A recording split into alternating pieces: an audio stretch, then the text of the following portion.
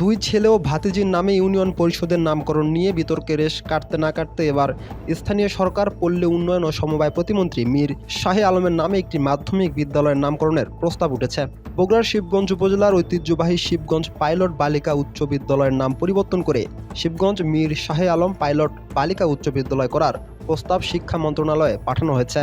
সম্প্রতি শিক্ষা মন্ত্রণালয়ের মাধ্যমিক ও উচ্চ শিক্ষা বিভাগের বেসরকারি মাধ্যমিক 1 শাখায় এই সংক্রান্ত একটি প্রস্তাব জমা পড়েছে।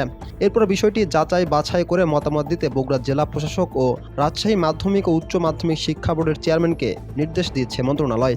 শিক্ষা মন্ত্রণালয়ের সিনিয়র সহকারী সচিব শিরিন আক্তার স্বাক্ষরিত চিঠিতে বলেন, বগুড়া জেলা শিবগঞ্জ উপজেলায় শিবগঞ্জ পাইলট বালিকা উচ্চ বিদ্যালয়কে শিবগঞ্জ মীর শাহে আলম পাইলট বালিকা উচ্চ বিদ্যালয় নামে নামকরণের প্রস্তাব পাওয়া গেছে।